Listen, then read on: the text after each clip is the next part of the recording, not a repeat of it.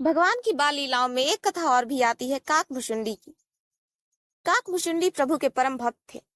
उन्हें ब्रह्म ज्ञान प्राप्त था, किंतु इसे पाकर उनके भीतर घमंड आ गया था, जिसे भगवान ने भी जान लिया था। और भगवान अपने भक्तों में दुर्गुणों को कहाँ आने देते हैं। सोई उन्होंने एक लीला काकभुशुंडी के साथ भी की। काकभुशुंडी एक सवेरे करे विचार भांति बहु तेरे, करे प्रभु के दर्शन जाके, चैन कहाँ बिन मूरत लाके।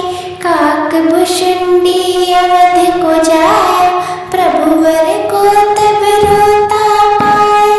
देखी काकभुशुंडी विचारा, क्या यह बालक नाथ हमारा, क्या यही है वह त्रिभुवन स्वामी, जिसने मारे दुष्ट खडकामी।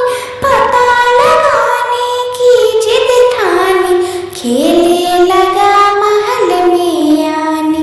करे प्रहार और उड़ जावे, दुख हरता को काग रुलावे। कागा चला दंभ में भर के, दिखे बहु शिशु आते फिर के। लौटा राजमहल में आए, कहा प्रभु अब करो सहाय। बोले हरि प्रसन्न हम आज, मांगो धन त्रिभुवन का राज। काग कहे कछु और न पाना, सबसे बढ़कर भक्ति जाना। मुदित हरि बोले हे कागा, वर पाओगे जो है मांगा। नित नित ही बढ़ा रहे अपनी लीला नारायण, कथा प्रभु के बाल रूप की है यह बड़ी सुहावन। काकभुशुंडी जब भगवान के दर्शनों को अवधपुरी पधारे, तब उन्हें रोता हुआ एक बालक दिखाई पड़ा। उन्होंने सोचा कि जिसने बड़े बड़े असुरों और दैत्यों को मार गिराया, क्या वह भगवान कभी इस तरह रो सकते हैं। उन्होंने यही मालूम करने के लिए भगवान को चोंच मारनी शुरू की। प्रभु काक के चोंच मारने से रो पड़े। तब काकभुशुंडी घमंड में भरे वहां से लौट गए, पर जब उन्होंने मुड़कर देखा तो रोते हुए भगवान आकाश में उनके पीछे आ रहे थे।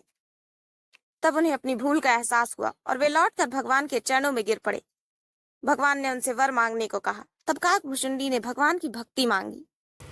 प्रभु प्रीत की छाँव में, बांधे पैजनी पाँव में। राजा दशरथ सदा दुलारे, अपने प्राण सुतों परवारे। खेल न सन चांदी के भावे, चंदा देख प्रभु ललचावे। बहु लीला करे अंतर्यामी, चांद कुरुते त्रिभुवन स्वामी। इच्छा यह भी भूप ने मानी, चांदी थाल मंगाए पानी। थाल में तारे चंदा तारे, मुदित होते हैं अवध कुमार। खेले चारों अवध कुमार, रही रानियां नजर उतार। भोलेनाथ प्रसन्न अपार, उमा से कहने लगे पुकार। ओमे जो जग में सबसे आगे, वह दशरथ के पीछे भागे। सारे जग को पालने वाला, बना है कौशल्या का लाला। प्रभु की लीला कैसी न्यारी, रौद्र रूप